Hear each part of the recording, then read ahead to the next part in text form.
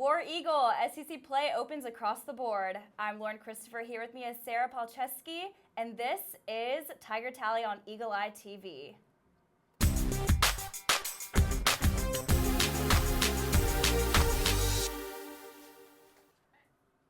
We have all you'll need to know the latest of Auburn sports, so let's get to it. Boom! Sean White is established as the starting QB as he led the Tigers to their first win of the season. The Auburn Tigers got their first win of the season, beating Arkansas State 51-14. Sean White led the team, passing 244 yards and ultimately getting 3 touchdowns, earning his spot as starting quarterback for the season. Well, I mean, he did a great job tonight. Yeah, I mean, he's our quarterback and just did a super job. And, I think he'll have a chance to get better and better. Tony Stevens was a strong receiver with a touchdown in each half. Kyle Davis had an amazing one-handed catch, and Trey Williams had 1 sack in the first half. Cameron Petway came in, rushing 103 yards in the first half and finishing with a total of 152 yards. Auburn's defense was able to hold Arkansas State, allowing just 2 touchdowns the entire game. Daniel Carlson showed what an athlete he is, going 3 for 3 in field goals and running 20 yards for a touchdown. Kerryon Johnson came in and proved he's one of the top running backs, finishing with 124 rushing yards and 2 touchdowns. Overall, Gus Malzahn was very happy with the way his offense and defense played and is looking forward to the matchup against Texas A&M this upcoming weekend. With Eagle Eye Sports, this has been Olivia Piazza.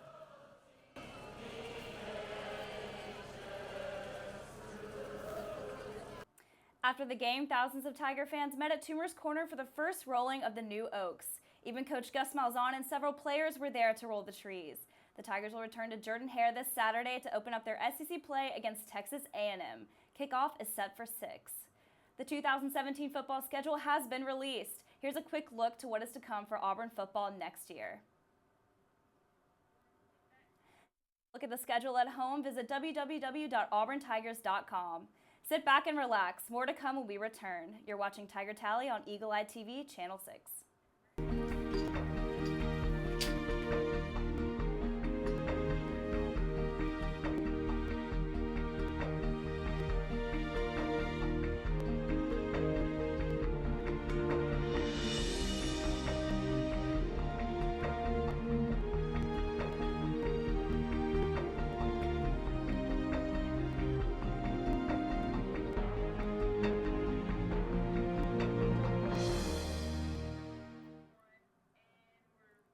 Welcome back. Let's get things kicked off with what's up this week with soccer. Auburn soccer opens SEC play and takes down Vanderbilt. On Friday evening, the Auburn Tigers faced their first SEC opponent of the season and ended their 2-game losing streak with a 2-1 win over the Vanderbilt Commodores. Both teams had a physical game, with Auburn committing 10 fouls and Vanderbilt committing 13. In the 14th minute, Brooke Ramsier scored the first goal of the game for Auburn and put the Tigers up 1-0. Both teams had several scoring opportunities, with Auburn shooting at the goal 14 times and Vanderbilt shooting 7 times. The second goal of the game did not come until the second half, when Kristen Dodson scored in the 73rd minute, putting the Tigers up 2-0. The Commodores responded quickly with a goal by Sasha Gray in the 74th minute. However, it was not enough, and Auburn was able to hold on thanks to Sarah LeBeau's 2 saves. Auburn's next opponent will be the Baylor Bears at the Auburn Soccer Complex Sunday at 2. For Eagle Eye Sports, I'm Meredith Brito.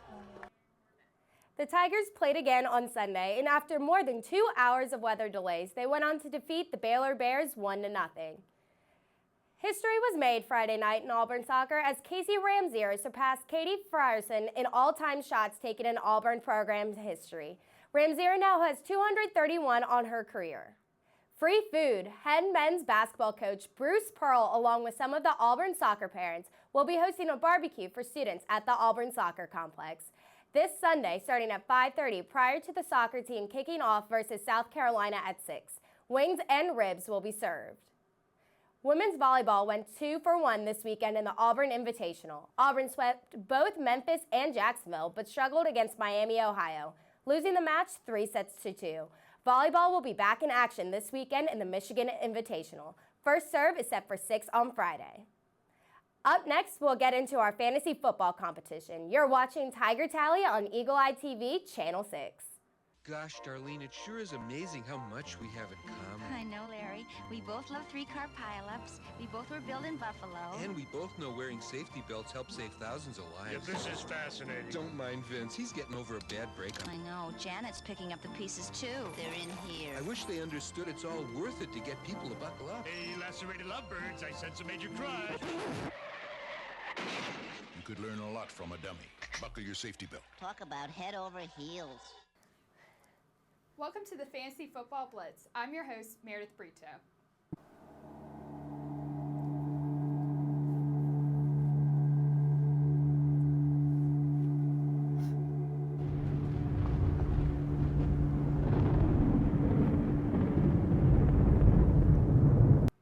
Here with me are a few members from the Tiger Tallies Fantasy Football League. Erica, JJ, Sarah, how are you all doing today? Well, I'm doing good. You know, it's a great day to be alive. Week 2, fantasy football season. We're excited and doing well. Doing great, especially after a win in Week 1 fantasy football. This week will be our second week of fantasy football. Week 1 was full of upsets and some teams were predicted to win over others, but ultimately this past week set the stage for how good everyone's teams will be. This week, the winners were Brooks, Jared, Erica, Sarah, and Micah, who scored the most points in the league with 116.5. Matchups this week will include Edelme Longtime versus the Deckers, One Last Shiva Blast versus the Best Team, It's On Like Gronky Kong versus Bill's Mafia, Honey Funches of Oats versus Teamy McTeamface, and Teenage Mutant Ninja Bortles versus the Olivias.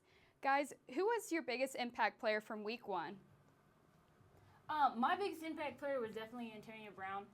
Him on Monday night definitely drove my team past the Best Team just to give me those extra points with his 2 touchdowns. It was incredible for me. My team didn't do too well. Failed to show up. Des Bryant really let me down. And I think all that goes to Dak Prescott, who decided for some reason not to throw to Des Bryant, which is still beyond me, and I don't understand that. But my best performer this week would be David Johnson for the Cardinals with what he did in the backfield for them. I have to say, even though I came out with a win, my best player sat on my bench in Larry Fitzgerald, who was out all week on concussion protocol and was predicted not to play, but decided to play and have 20 points while sitting on his bench.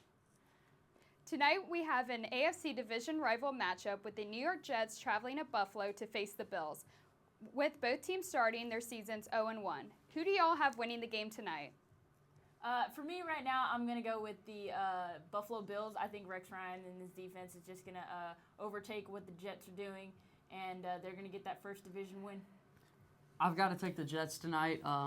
The Jets lost a tough one to the Cincinnati Bengals, lost that one in the final drive within the last 2 minutes. Buffalo, Sammy Watkins, his injury, I don't know if he's going to be fully healthy, and playing on a short week of rest doesn't help. And then also the quarterback situation. Tyrod Taylor did not look good in their week 1 game. So I really hope that for Buffalo's sake that they can turn around. But tonight I think the Jets come out on top. I'm going to have to take Buffalo with a family from Buffalo and knowing Ralph Wilson Stadium, the new era field. I believe the Bills will win. They'll come out on top. Ryan Fitzpatrick, former Bills quarterback, is 1-8 when facing Rex Ryan as a head coach. And playing with the 12th man and having Bruce Smith's number retired tonight in the stadium, it's always an electric atmosphere on a Thursday night or any night game in Buffalo. Moving on from NFL, we move to college football. Compared to week 1, week 2 went as most would have predicted, except in the Arkansas-TCU game where Arkansas pulled out a win. Looking forward to week 2, who do you all have in Florida State at Louisville?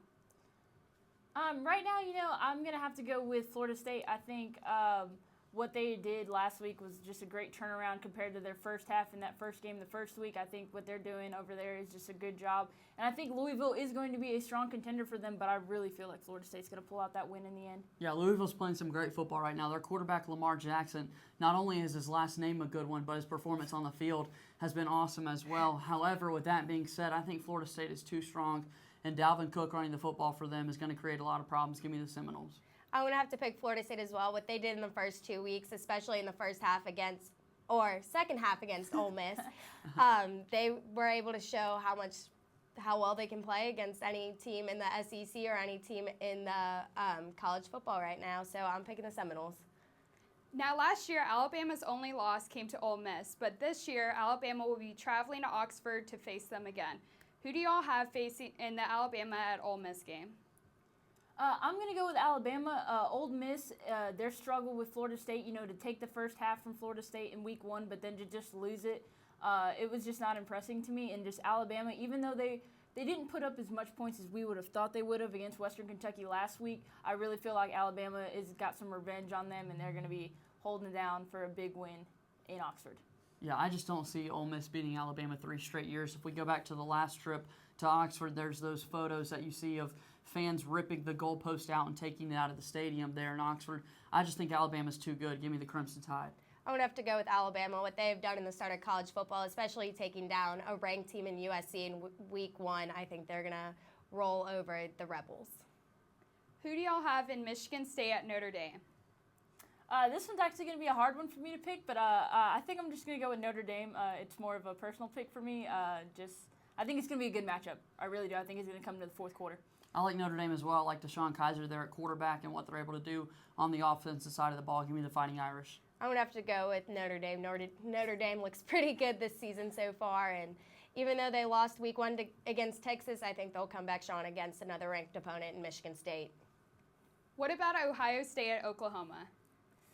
Ooh, another good matchup. I think Ohio State's playing out of their mind, and Oklahoma, they're up and down, but I'm going to have to go with the Ohio State Buckeyes on this one. I think this is the game of the weekend. Ohio State and Oklahoma, 2 premier programs in college football. I think J.T. Barrett at quarterback position for Ohio State is a guy that I can trust, and that offensive side of the ball of Ohio State. Give me the Buckeyes. I want to go with Ohio State as well. Urban Meyer has been playing extremely well, or coaching extremely well up in Ohio State, so I'm going to have to go with the Buckeyes. Since when has he been playing?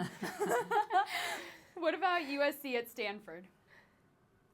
This is always a good matchup. This is always just a pure rivalry, and it's good to have it early in the season, whereas, in the end of the season where we get our main rivalries. But I think USC, they're still hurting from that Alabama loss, but I think that they're going to actually pull out the win over Stanford. I love Christian McCaffrey and what he does for Stanford. I think he should win the Heisman Trophy with what he can do, returning kicks, catching balls out of the backfield, and running the ball as well. Give me Stanford. I'm going to have to agree with JJ. Christian McCaffrey looks like a great Heisman candidate at this point in the season. I'm going to go with Stanford. Hey, I'm going for the underdog for this one. It's okay. What about Texas A&M at Auburn?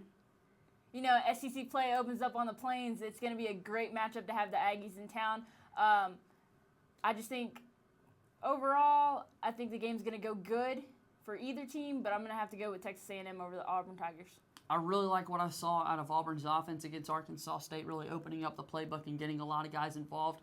The fact that Auburn was able to run both Kerryon Johnson and Cameron Petway for over 100 yards, I think is so important in Gus Malzahn's office. 706 yards of total offense. I think Auburn's rolling right now. It's going to be a big test for them, but I think they get that statement win to kick things off in SEC play. I'm going to have to disagree with JJ and go with Erica. I think Texas A&M looks too good in the first 2 games of the season. And although Auburn started their offense pretty well, I just think Sean White in the offense doesn't have what it takes against Texas A&M. There's just too much inconsistency with Auburn's offense. I mean, their defense is stout, but I just think that it's just not going to work for them this weekend. And that does it for this week's show of Tiger Tally. Thank you for tuning in. We'll be back next week, same time, same place. Once again, this is Tiger Tally on Eagle Eye TV, Channel 6.